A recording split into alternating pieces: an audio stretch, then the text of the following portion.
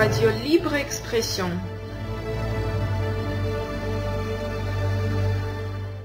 Bonjour à tous chers auditeurs, aujourd'hui on a le plaisir d'avoir sur Radio Libre Expression Victor de Guérande qui a écrit le livre Continuum. Bonjour Victor. Bonjour David. Alors, comment t'est venue cette inspiration de ce livre sur le voyage dans le temps? Ah bien, Continuum, c'était quelque chose que j'avais dans la tête depuis très longtemps.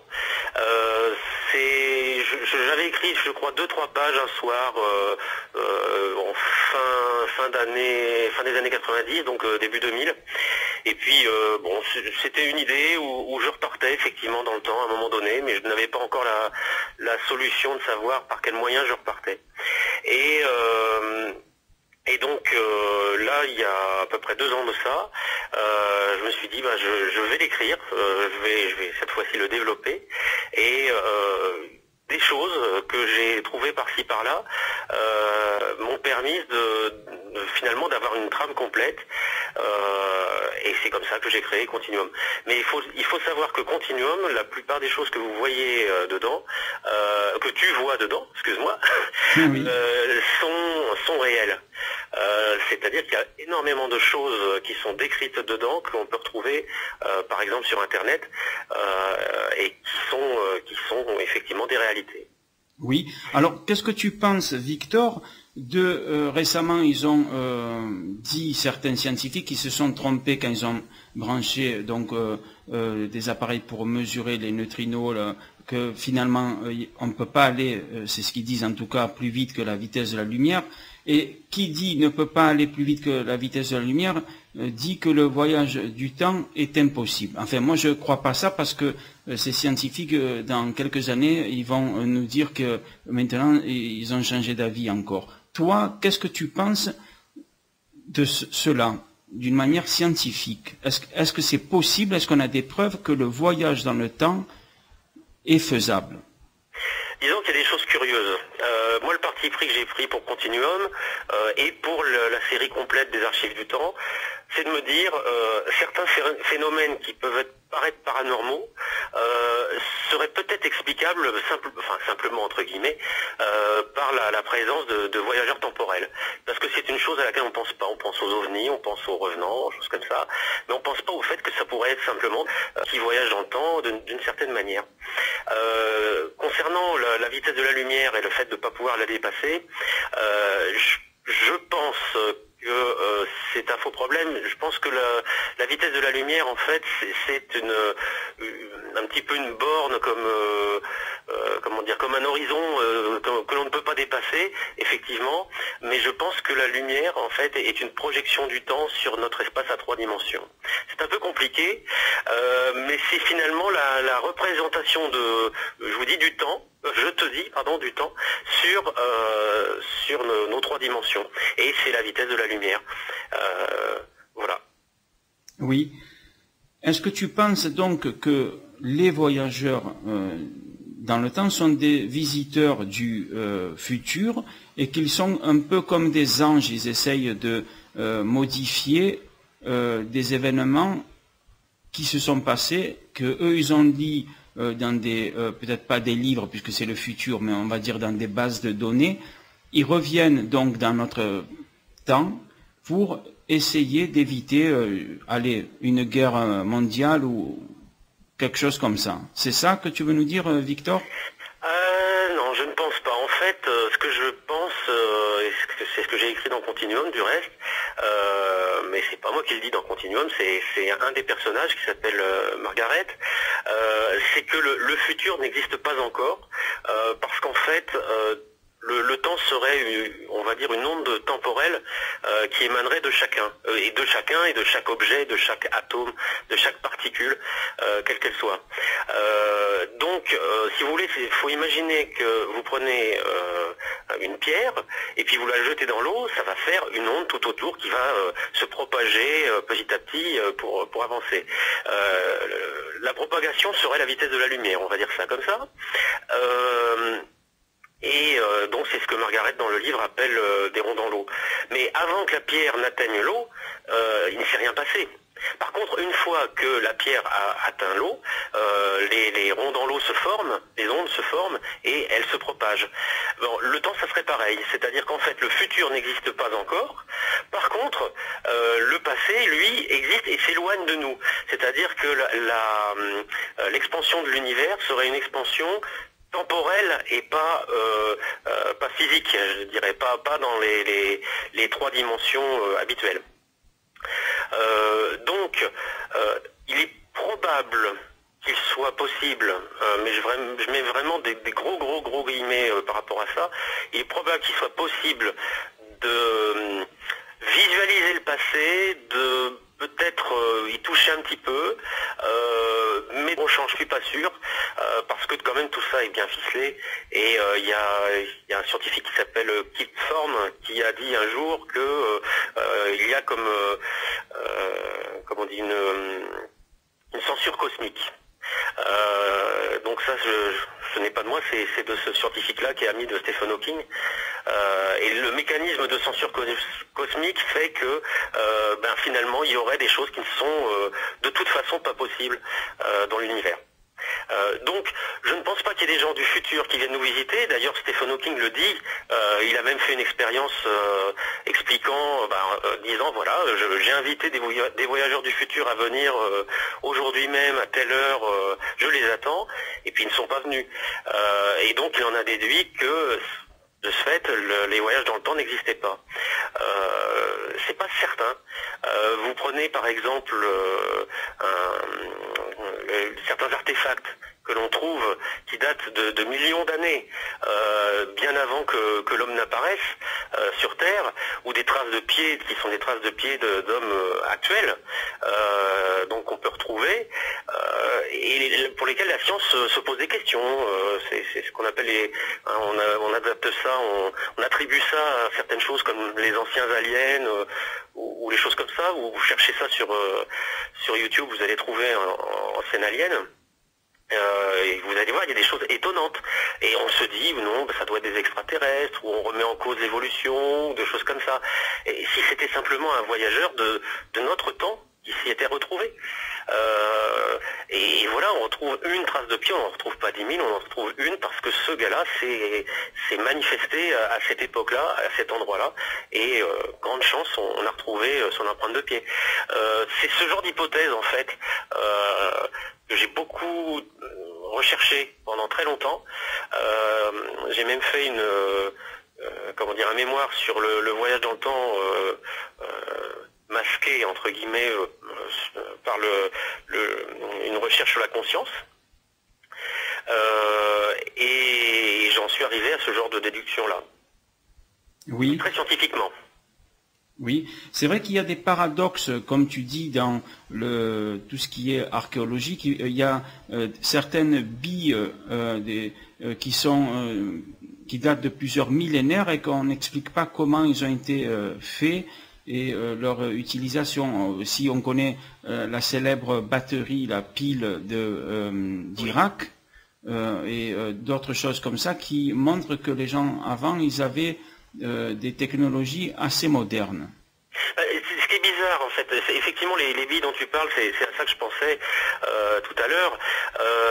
Finalement, je l'évoque dans le livre, c'est que tout se passe comme si finalement il y avait eu des civilisations avancées, mais que tout aurait disparu. Je prends par exemple l'exemple du mécanisme denticitaire qui a été retrouvé dans une épave, je ne sais plus si je crois que c'est une horloge céleste mécanique, qui a été retrouvée sur une épave, donc avec plein de concrétions dessus, on l'a dégagé, et on a fini par trouver ce mécanisme-là, qui avec des engrenages, tout un tas de choses, et on n'en retrouve pas sur Terre. Et ce qui est bizarre, c'est que finalement, on dirait que finalement, quelqu'un qui aurait voulu totalement éradiquer toute trace de mécanisme de cette époque-là aurait oublié cet objet-là parce qu'il était au fond de l'eau et qu'il a oublié de l'enlever. Donc c'est vrai finalement tout ce qu'on retrouve, c'est jamais des choses très évidentes, sauf par exemple les constructions mayas ou les pyramides ou des choses comme ça qui sont très évidentes, très très grosses.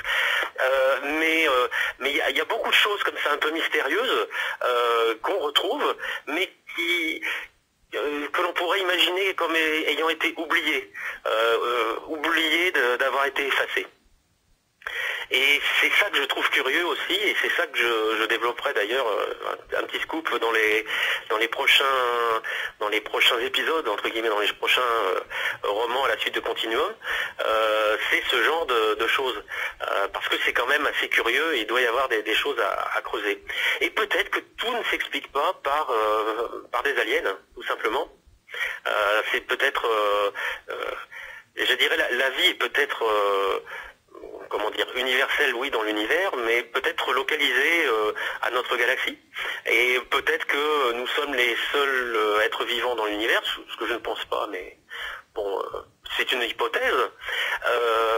Et que finalement, peut-être sommes-nous des gens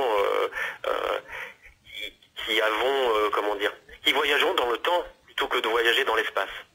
C'est-à-dire, peut-être sommes-nous des gens qui étions déjà là il y a des millions d'années et simplement nous l'avons oublié. Oui. Ça, ce sont des hypothèses qui ne sont absolument pas... Celles que je dis là ne sont absolument pas scientifiques. C'est un parti pris d'auteur pour partir sur, comment dire, sur des réflexions et aussi sur des réflexions sur la société même actuelle. Par contre, il est vrai que scientifiquement parlant, quand même, voyager dans le temps, c'est assez difficile. Dans le roman, vous avez une substance qui s'appelle le chronostan. Enfin, vous le découvrirez. Cette substance-là permet effectivement presque de régresser et de retourner effectivement dans le passé. Donc ça permet le voyage. Mais je pense que scientifiquement parlant, effectivement, soit le voyage dans le temps existe déjà par ce genre de procédé. Et je ne pense pas par une machine ou une DeLorean ou quelque chose comme ça. Donc soit il existe déjà, et les artefacts dont je vous parle sont des preuves de ça, mais on n'a pas encore découvert le moyen de voyager. Soit tout simplement, effectivement, le voyage dans le temps n'est pas possible pour une simple raison, d'ailleurs que Margaret évoque au début du livre, avec un petit schéma que je vous laisserai découvrir. Oui, Margaret, donc dans ton livre Continuum, parle du 11 septembre, mais elle n'a pas pu l'éviter. Alors pourquoi, Victor ? Ah, là, je ne peux pas trop le dire parce que ça serait dévoiler certaines choses. Non, Margaret est très étonnée parce que, et moi-même, je suis étonné. Enfin, d'ailleurs, je ne dis pas que c'est moi qui. Le roman est avec un jeu, mais le jeu n'est peut-être pas forcément Victor de Guérande. Margaret évoque le 11 septembre et dit elle n'était pas là. Et je lui demande mais pourquoi elle n'était pas là. Et elle dit je ne sais pas, mais elle n'était pas là. Et en fait le gros problème qui se pose à Margaret, c'est que pour elle les tours jumelles n'étaient pas là.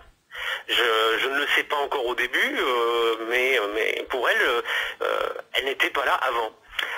Et ça c'est une grosse question. C'est finalement l'attentat des Twin Towers qui est monstrueux.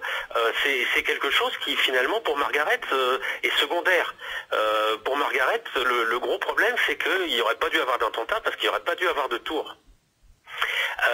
Et là donc c'est un petit peu une intrigue que je développerai, qui est développée déjà un petit peu dans Continuum et qui sera développée dans la suite également. Oui, c'est vrai que souvent on dit le 11 septembre, mais il y a eu, j'allais dire que seulement 3000 morts environ, qu'il y a eu là récemment des guerres qui ont décimé des dizaines de milliers, voire des centaines de milliers de personnes en Irak. Et là, c'est bien plus tragique en nombre, évidemment. Oui, tout à fait. Mais bon, là c'est un événement marquant et je crois que c'est pour ça qu'il a focalisé l'attention de tout le monde. Et puis bon, ça a choqué le monde occidental énormément. Mais c'est vrai qu'il ne faut pas oublier qu'il y a des morts partout et très nombreux tout le temps, quoi. Oui, c'est vrai. Donc c'est pour ça qu'il faut rester, je veux dire, bien voir les choses d'une manière générale, non pas focaliser que sur un seul événement. Alors Victor, qu'est-ce que tu penses, toi, que si c'est possible déplacer, en tout cas c'est des chercheurs australiens qui ont pu faire ça il y a un peu plus d'1 an, ils ont pu placer quelque chose à quelques microns, c'est-à-dire comme, comment dirais-je, tu vois sur Star Trek, quand ils sont téléportés d'un endroit à un autre, mais là ça a été téléporté, mais d'une très courte distance. Tu as entendu parler de ça? Oui, c'est la téléportation quantique. Voilà. Et est-ce que, ma question à toi Victor, est-ce que être téléporté ou téléporter quelque chose, c'est un voyage dans le temps ou pas forcément? Je crois qu'il y a beaucoup de recherches sur le sujet, donc ça serait beaucoup de spéculation que d'aller affirmer quelque chose là-dessus. Il y a beaucoup, au niveau quantique, il y a donc au niveau des particules élémentaires, il y a beaucoup de phénomènes je dirais, qui ne s'expliquent pas. Le monde quantique est est très différent du monde macroscopique dans lequel on est. En fait, je pense que si téléportation il y a déjà, pour prendre une autre histoire de science-fiction qui est la mouche. Si toutefois un jour il y a téléportation, il faudra bien vérifier que la machine ne se trompe pas et vous mixe pas avec quelques bactéries qui sont à côté ou une souris qui passerait par là, parce que ça serait gênant. Maintenant la téléportation quantique, je pense qu'elle pourrait servir probablement pour des ordinateurs du futur pour aller plus vite dans certains calculs. On parle aussi donc de l'ordinateur quantique avec plusieurs états. Maintenant, une téléportation à notre échelle, c'est pas forcément je suis pas assez scientifique pour évoquer le sujet, mais je pense que c'est pas forcément envisageable parce que comment dire, je pense que l'univers est fondamental vraiment au niveau quantique, au niveau des particules. Je pense que nous ne sommes qu'une émergence de phénomènes que ces particules engendrent. Autrement dit, j'allais presque dire, nous ne sommes qu'une réaction du comportement des atomes à l'échelle microscopique, quoi. Autrement dit, téléporter des choses, donc des atomes, des électrons, enfin peu importe, oui, on peut y arriver sur des courtes distances, tout ça, parce que vous avez même d'autres phénomènes comme l'intrication quantique, le fait que deux particules interagissent à des distances qui sont bien plus longues que ce que la lumière pourrait parcourir en une seconde. Vous avez des phénomènes étranges comme ça et inusagés. En fait, à mon avis, ce sont des phénomènes qui sont courants et que la physique quantique expérimente chaque jour. Et c'est vrai que ce monde quantique un peu magique nous construit. Donc à partir du moment où on est construit par ça, des phénomènes possibles dans ce monde microscopique ne sont pas forcément possibles au niveau macroscopique. Donc voilà mon point de vue en fait sur la téléportation.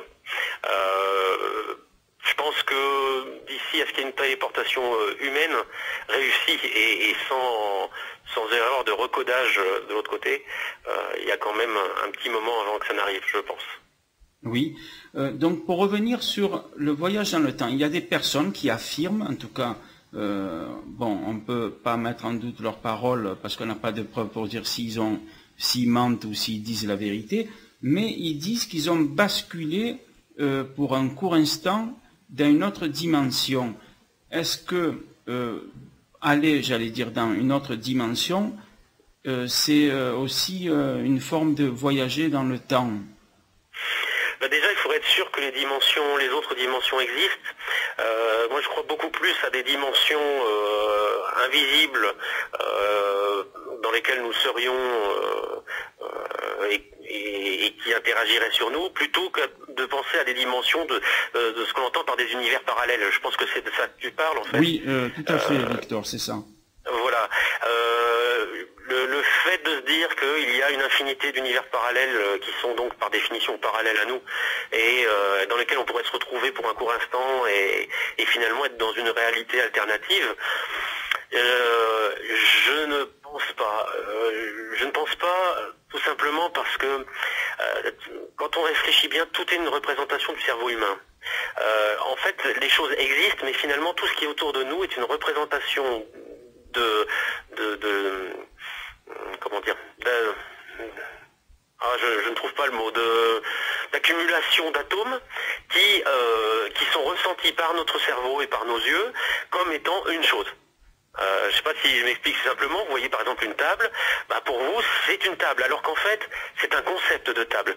Autrement dit, si vous voyez quelque chose avec 4 pieds qui est à peu près d'une certaine hauteur et sur laquelle vous pouvez manger, ça vous fait une table. Alors qu'en fait ça peut être de toutes les formes. D'accord ? Oui. Donc je me souviens plus de la question initiale.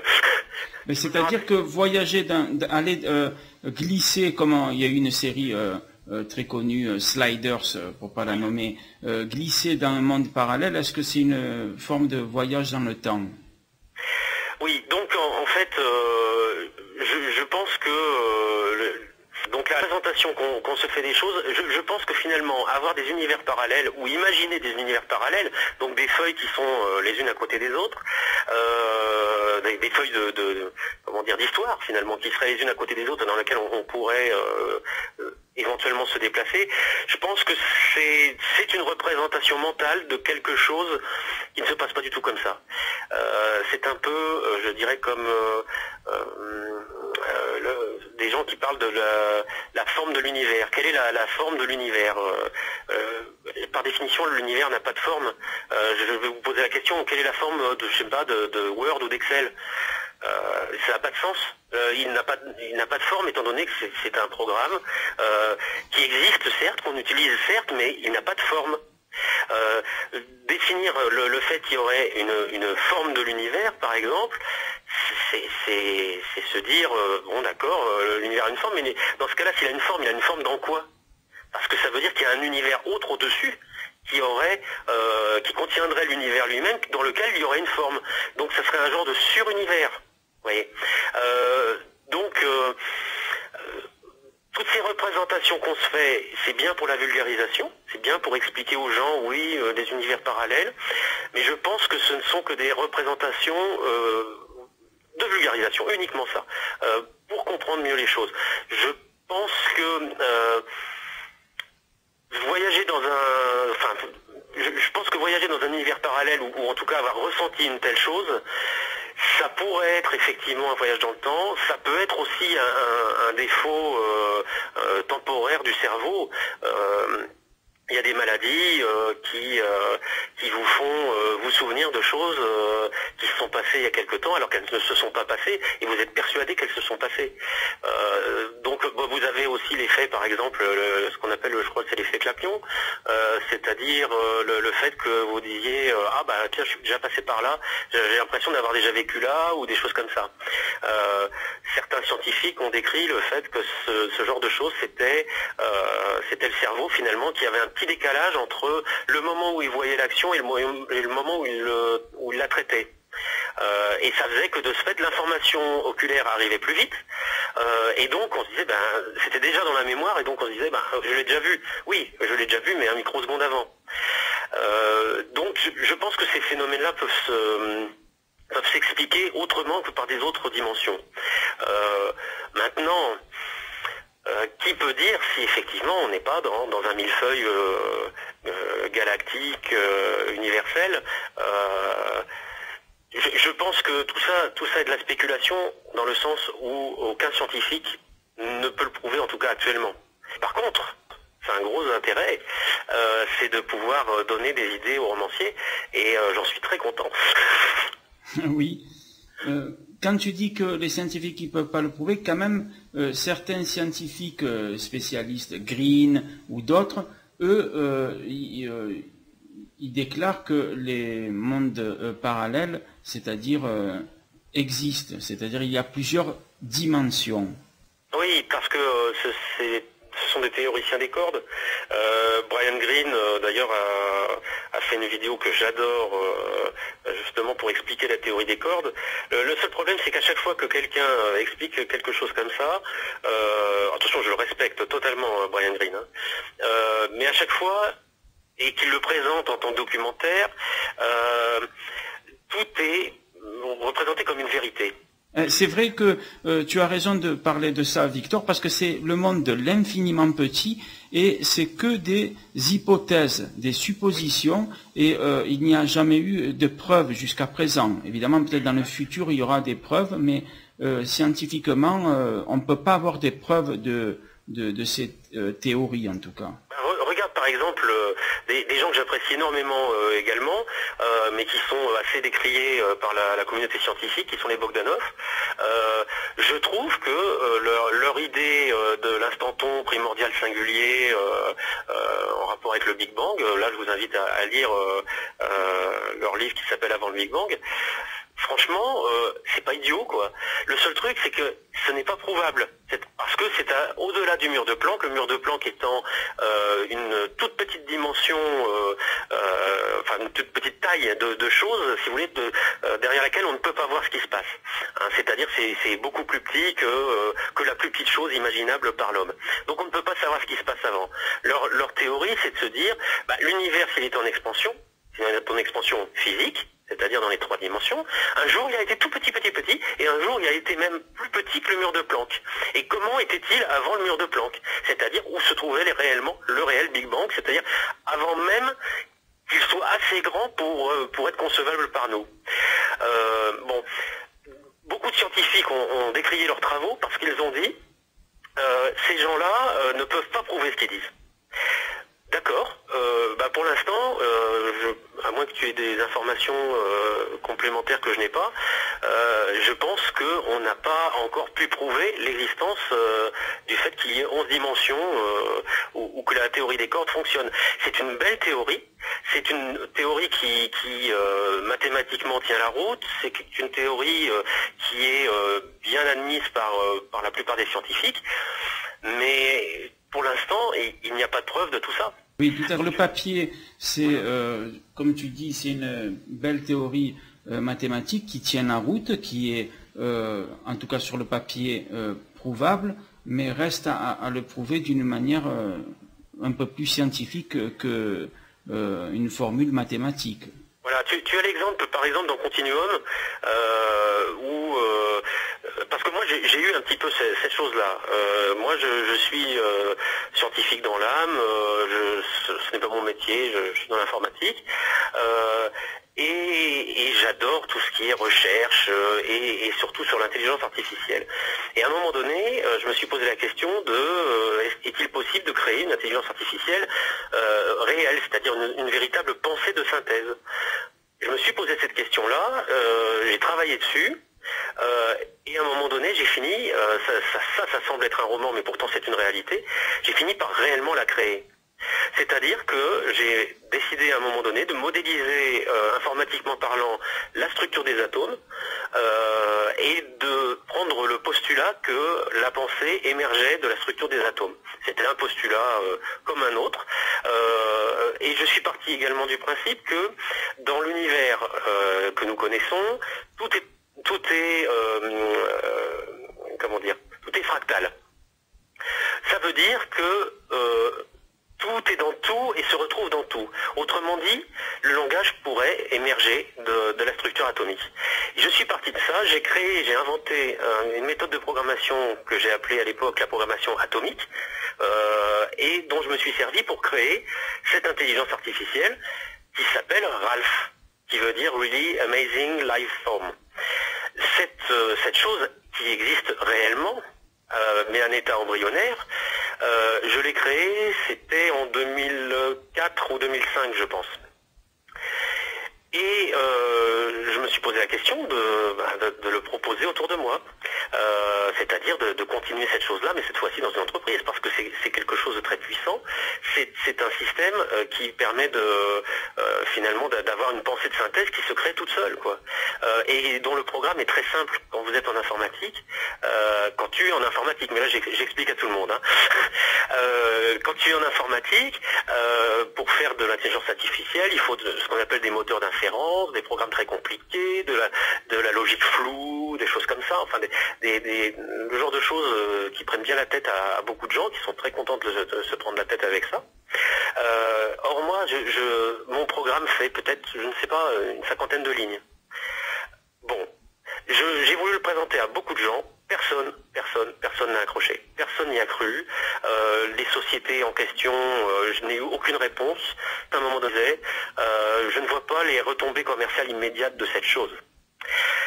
Donc j'ai abandonné cette idée. Donc Ralph en question dort dans mon disque dur depuis donc 2004-2005. Et c'est finalement il y a 1 an et demi de ça, où j'ai commencé l'écriture de Continuum, où je me suis dit, c'est peut-être l'occasion de refaire vivre Ralph et de le pousser plus loin que là où il est actuellement. Et c'est pour ça que dans Continuum, un des personnages s'appelle Ralph. Dans Continuum, ce personnage est une intelligence artificielle de très haut niveau, et bien ce personnage existe réellement, sauf que pour l'instant c'est un embryon, c'est-à-dire qu'il a l'intelligence d'un embryon. Mais le personnage existe réellement. Ce où je veux en venir dans tout ça, c'est que certaines théories, pour être finalement acceptées, comprises et éventuellement creusées, mériterait peut-être d'être dans un roman plutôt que dans des affirmations scientifiques. Parce que, scientifiquement parlant, les choses sont discutables, alors que dans un roman, on peut tout imaginer dans un roman. Tout peut arriver, et je pense que certaines théories, comme la théorie des cordes, d'ailleurs il y a un bouquin là-dessus qui je crois s'appelle la théorie des cordes également, ou la théorie des Bogdanov, ou des choses comme ça. Les Bogdanov auraient passé ça comme un roman, par exemple. Je pense que scientifiquement ce serait passé beaucoup mieux, parce que ils pouvaient se retrancher derrière le fait que c'était un roman, et puis point final. Excusez-nous, c'est pas quelque chose de scientifique, c'est un roman. Par contre, certains scientifiques se seraient peut-être dit, ah oui, mais finalement ils ont peut-être pas tort ces gens-là, et puis ça aurait tout autant plu au public. Moi, j'ai pris ce parti pris-là également. C'est-à-dire que je suis parti de faits réels, je suis parti de personnages existants réellement, même le personnage virtuel de Ralph, et je me suis dit, bien finalement, Ralph qui dort actuellement dans mon disque dur, peut-être un jour il sera très connu, parce que Continuum aura fait le tour du monde, parce qu'il commence à être un peu en bonne voie d'ailleurs, et un jour, Continuum, enfin pas Continuum, Ralph, pourra être vu au grand jour, parce qu'il existe vraiment et que, excusez-moi, je vais le dire vulgairement, mais tout le monde s'en fout, quoi. Et peut-être qu'à ce moment-là, tout le monde ne s'en moquera pas. Je comprends tout à fait ce que tu veux dire. Ça m'a fait penser au scientifique Roger Robert, qui a écrit le livre Les sciences revisitées. Oui, donc, je ne sais pas si tu as écouté cette émission, j'encourage les auditeurs à écouter cette émission sur Radio Libre Expression. Il nous parle, dans le livre qu'il m'a envoyé, de beaucoup des grandes erreurs en fait de la science. Et c'est très intéressant. On a parlé avec Roger Robert sur la vitesse supraluminique, c'est-à-dire la vitesse qui va bien plus vite que la vitesse de la lumière. Et donc pourquoi je t'en parle? Parce que cette vitesse supraluminique permet effectivement de voyager dans le temps. Tout à fait. Et c'est vrai que lui, il va à contre-courant j'allais dire des autres scientifiques, mais il est peut-être dans le juste. Tout comme toi, donc tu as eu beaucoup de portes fermées, mais des fois il faut être patient et persévérer, parce qu'un jour, ce qui paraît comme un roman, comme tu nous as si bien dit, Victor, peut être une vérité, quoi. Oui, Roger Robert est quelqu'un que j'aime beaucoup, c'est un ami à moi sur Facebook, ça ne m'empêche pas d'être aussi ami avec un grand scientifique qui est Étienne Klein, spécialiste du temps et physicien au CEA. Ces deux personnes-là ont des vues totalement différentes de la même chose. Moi, ce que j'ai souvent dit à Roger Robert,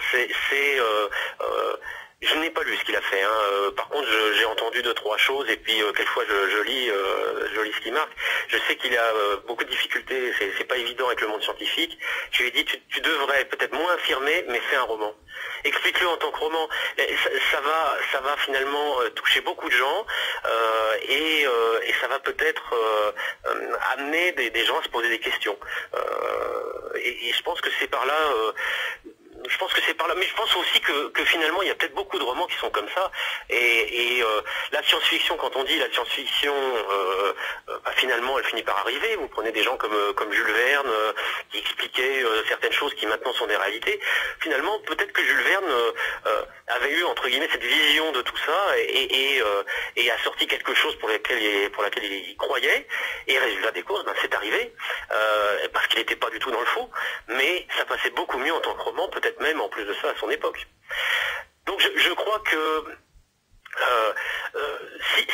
si toutefois on n'est pas reconnu, bon moi c'est pas mon cas puisque je dirais mon côté scientifique je l'ai fait chez moi sur mon PC, hein. Mais si on se frotte au monde scientifique que j'apprécie énormément, avec une théorie un peu nouvelle et qui peut poser problème, en tout cas poser des grandes questions et des grandes oppositions, je pense que dans ce cas-là autant se retrancher derrière la plume du romancier et puis se dire c'est un roman. Et voilà, moi par exemple dans Continuum, je parle de ce dont je vous ai parlé tout à l'heure, qui sont les ronds dans l'eau du temps et le fait que la lumière serait une notion du temps sur les 3 dimensions, une projection. C'est quelque chose à laquelle je suis arrivé. Dans le roman, c'est Ralph qui en parle, mais c'est une conclusion à laquelle je suis arrivé. Maintenant, c'est un personnage du roman qui en parle, et je ne l'affirme pas en tant que vérité scientifique. Pourquoi? Parce que je n'en ai aucune preuve, parce que je pense qu'il n'y en aura pas de sitôt. Et que de ce fait, il est préférable de se retrancher derrière une fantaisie, on va dire, même si elle est, quand on creuse un petit peu, très très réelle. Parce que si vous faites des recherches assez poussées dans ce domaine-là, vous allez arriver à ce genre de conclusion. Peut-être même pas par le même biais, mais vous allez y arriver quand même. Moi, je me souviens quand j'ai fait des recherches sur la conscience, des gens m'ont dit mais tu sais, ce dont tu parles, c'est dans telle religion, telle chose. Je ne suis d'aucune religion, je crois en Dieu, mais je n'adhère à aucune religion particulière. Franchement, je n'ai pas fait des recherches en me disant je cherche après Dieu. Non, j'ai fait des recherches pour essayer de trouver une conscience artificielle. Et encore artificielle, ça me gêne parce que artificielle, ça veut dire que ça n'existe pas. Ou que c'est faux, ou que c'est pour imiter. Mais je n'ai pas recherché Dieu. Par contre, les choses sur lesquelles je me suis penché, les choses que j'ai trouvées, les choses que j'ai mis en application, quand j'en ai parlé autour de moi à des gens un peu cultivés sur le sujet, ils m'ont dit mais ça c'est du domaine effectivement des religions, des choses comme ça. Alors que j'en étais ravi, je me suis dit finalement il y a peut-être le moyen de rabouter les morceaux, hein, comme on dit. Hein. C'est-à-dire finalement peut-être que la religion et la science sont compatibles, simplement il faut peut-être ouvrir les yeux sur les deux en même temps. Mais voilà. De toute façon, je pense que la religion, la science et toutes les sciences, celle de Roger Robert ou celle de gens comme Brian Greene, toutes se rejoignent. Simplement, c'est la manière de les exprimer et la manière de les voir qui fait qu'on a des querelles de chapelle, si j'ose dire. Mais en fait, on parle tous de la même chose. On parle de notre vie actuellement là. Donc, de toute façon, je pense que chaque parole est intéressante et que chaque parole vaut la peine d'être entendue, même si on n'est pas d'accord avec. Oui, tout à fait. Et on peut dire que dans chaque religion, dans chaque théorie scientifique ou quoi que ce soit, même en lisant le journal, dans chaque chose, il y a une part de vérité. Il y a personne qui a toute la vérité dans toutes les théories, parce que on voit que c'est impossible, quoi. Je veux dire, même Einstein, il avait certaines vérités, mais d'autres hypothèses d'Einstein ont été complètement mises sous la lumière d'autres scientifiques plus tard. On a vu qu'il y avait des erreurs, quoi. Mais tu sais pourquoi? Tout simplement parce que nous sommes humains. Et être humain, c'est par définition ne pas être complet et ne pas être dans la connaissance universelle. Sinon, on serait des dieux et nous ne serions pas des humains. Donc, à partir du... Enfin, moi, les personnes qui disent « je détiens la vérité », d'abord, la vérité existe-t-elle? Il y a une vérité ou plusieurs vérités pour chaque personne, mais la vérité existe-t-elle? Et si elle existe, la personne qui dit « je détiens la vérité », c'est plus un humain, c'est un dieu. Tout à fait. C'est pour ça que je partage plutôt l'hypothèse de plusieurs vérités, parce que toutes les vérités ne sont pas les mêmes pour telle ou telle personne. Par exemple, dans d'autres tribus, les gens, une vérité pour eux, c'est comme un mensonge pour d'autres, ou c'est comme quelque chose de pas bien, quoi. Est-ce que tu vois ce que je veux dire, Victor? Tout à fait. Et par contre, ce qui est intéressant, c'est au lieu de se quereller sur la manière dont on voit les choses, ce qui est intéressant, c'est plutôt de se poser des questions sur les choses que nous avons tous en commun, toutes les ethnies, ou toutes les religions, ou toutes les sciences. C'est-à-dire que forcément, il y a donc des points de vue différents, mais il y a des points sur lesquels on parle de la même chose mais d'une différente manière, et puis en plus de ça en revendiquant ce qu'on pense. Mais si on se penchait vraiment sur les points communs entre tout le monde, ça c'est plus intéressant. Parce que les points communs, par exemple, j'essaie de trouver un exemple, j'allais dire le fait d'enterrer ses morts, mais non, il y a la crémation. Prenez par exemple dans la préhistoire, le fait qu'il y avait déjà des enterrements. Comment ça se fait que de nos jours, on le fait parce que c'est une évidence, mais pourquoi l'homme a-t-il enterré ses morts? Par exemple, il y a plusieurs choses comme ça qui font que certains points communs dans les religions, mais je vous dis dans les sciences aussi, il y a certains points communs qu'il faut creuser. Par exemple, pour la pensée de synthèse dont je parlais tout à l'heure, Ralph, je n'ai pas été uniquement informaticien, puisque l'informatique c'est une bonne chose, mais faut ouvrir son esprit. Et j'ai écouté quelque chose que je vous invite à écouter qui s'appelle Canal U, qui se trouve sur Internet, et c'était au tout début où on pouvait voir des vidéos sur Internet.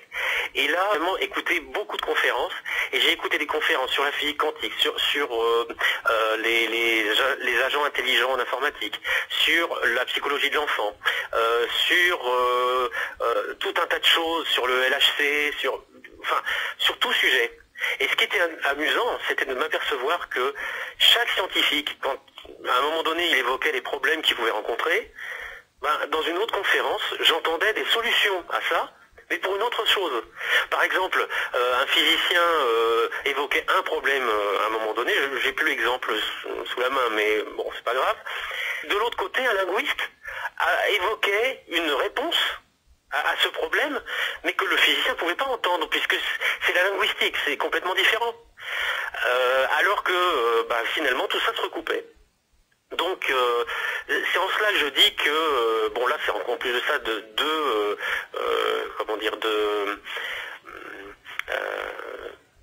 comment on peut dire ça, de matières scientifiques différentes, la linguistique et la physique. Mais finalement, si chacun s'ouvrait aux autres, si chacun s'ouvrait peut-être à la discipline de l'autre, si chacun se disait finalement un tel ne dit pas forcément des grosses bêtises, ou un tel dit n'importe quoi, ou c'est du délire, pas forcément. C'est peut-être pas forcément du délire, c'est peut-être quelque chose où il faut creuser l'affaire et chercher les points communs. Oui, alors Victor, c'est vrai, comme tu disais, que les scientifiques, ils n'ont pas d'explication vraiment rationnelle sur ce qui s'est passé avant. C'est-à-dire que les personnes avaient des technologies assez avancées, comme on a dit tout à l'heure, c'est-à-dire la batterie, la pile de Bagdad, les billes qui sont de plusieurs milliers d'années, et beaucoup d'autres choses qui sont des paradoxes. Et subitement, tout s'est effondré pour presque revenir à l'âge de pierre. Alors pourquoi, à ton avis? Écoute, moi ça me fait penser, ce que tu dis là, au livre de René Barjavel, qui s'appelle Ravage. Je sais pas si tu l'as lu, c'est un livre très intéressant que je vous invite à lire tous, dans lequel finalement l'effet électrique n'existe plus. C'est-à-dire que tout ce qui est électricité n'existe plus et puis ça ne reviendra jamais. Généralement, quand on a une coupure de courant, on se dit, bon ben, d'accord, ça va revenir, on va attendre un petit peu. Là, le courant s'arrête partout et il ne revient jamais. Parce que le phénomène électrique n'existe plus. Et dans ce livre, c'est très intéressant parce qu'effectivement, d'abord il y a des catastrophes qui se produisent parce que subitement il n'y a plus d'électricité, donc les avions ne fonctionnent plus, ils tombent. Enfin bon, là c'est le début. Il y a des gens qui meurent dans les ascenseurs parce qu'il n'y a plus question de s'en sortir et tous les ascenseurs sont bloqués. Et Ravage présente ce genre de choses. C'est-à-dire que finalement la civilisation telle qu'on la connaît va disparaître et va revenir à l'âge de pierre parce qu'elle va devoir se débrouiller sans ce phénomène qui existait, qui n'existe plus. Donc pourquoi ne pas se poser la question et puis se dire peut-être, c'est peut-être idiot de se dire ça, mais peut-être qu'à un moment donné il y avait ça, bon, c'est du délire, hein, mais pourquoi pas. Peut-être qu'à un moment donné, il y avait des phénomènes qui pouvaient servir aux civilisations anciennes et qui subitement ont disparu, et pour lesquels, bah, de ce fait, ces gens-là sont revenus à quelque chose de très très très basique, et comme ça fait des milliers d'années, eh bien, ça a été oublié, et maintenant, quelque part, on redécouvre tout ça. Donc ça pourrait être ça. Ça pourrait être ça. Mais comme je dis, ce qui est très passionnant, c'est de s'apercevoir qu'il y a des artefacts comme ça, des choses que l'on retrouve et pour lesquelles on n'a pas d'explication. Pourquoi retrouve-t-on ces billes, ces boules là noires avec un trait sur la circonférence, mais on a l'impression effectivement, enfin on se dit c'est pas quelque chose de naturel. Comment ça se fait que cette chose-là se trouve là, et pourquoi on n'en retrouve pas de traces sur Terre? Bon. Ça fait partie des mystères et puis bon c'est très bien, pour les romanciers c'est très bien ce genre de choses. ça permet d'avoir de la matière. Victor, en conclusion, qu'est-ce que tu peux nous dire sur le paradoxe de la personne qui aurait tué donc son grand-père si il pourrait faire un voyage dans le temps? Est-ce que ça ferait la destruction d'un monde et pour en créer un autre? Qu'est-ce que tu penses de cela? Ah, le fameux paradoxe du grand-père, si cher justement la science-fiction. Moi j'ai voulu justement un peu contrer ça et me poser la question qui est évoquée dans le livre. Au lieu de tuer son grand-père, si au contraire on le sauvait, qu'est-ce qui se passerait? C'est-à-dire au lieu de faire un acte négatif amenant une destruction, est-ce que si on sauvait quelqu'un qui est voué à la mort, parce qu'on le sait, est-ce que si on le sauvait, ça serait bien finalement pour soi-même et pour la descendance de cette personne? C'est une grande question. Il y a certaines réponses dans le livre qui sont des choses réelles, connues. Je vous invite à lire de toute façon. Mais le paradoxe du grand-père, oui, c'est quelque chose d'extrêmement intéressant. Je pense, comme dirait Margaret, le personnage du livre, j'hésite à vous le dire parce que je ne veux pas dévoiler certaines choses, mais je pense que le monde est comme une sorte de gélatine qui reprend toujours sa place. Je ne sais pas si je suis assez clair en disant ça, mais finalement, on peut faire des trous dans cette gélatine, oui, mais à un moment donné, elle va un peu se reformer, refaire un petit splouk, vous savez, qui referme le trou. Et je pense qu'on est dans ça, et que si toutefois un voyage dans le passé est possible, on ne fera pas grand-chose au final. Oui, et Victor Degerland, dis-nous un peu comment les personnes peuvent se procurer ce livre Continuum. Alors, donne-nous ton site. Oui, donc c'est tout simple. Vous tapez sur Google, soit donc vous tapez Continuum et Victor Degerand après, soit vous allez sur www.victordegerand en un seul mot, donc et sans accent ou avec accent, c'est pas grave, .com. Donc www.victordeguérande.com, et il y a une petite particularité à ce manuscrit, c'est que c'est un manuscrit, c'est-à-dire que vous ne le trouverez que sur internet, et c'est quelque chose qui n'est pas encore édité, tout simplement parce que je voulais expérimenter ce que pouvait être une diffusion sur internet, et ça, l'avantage que j'ai mis pour les lecteurs, c'est qu'il est gratuit.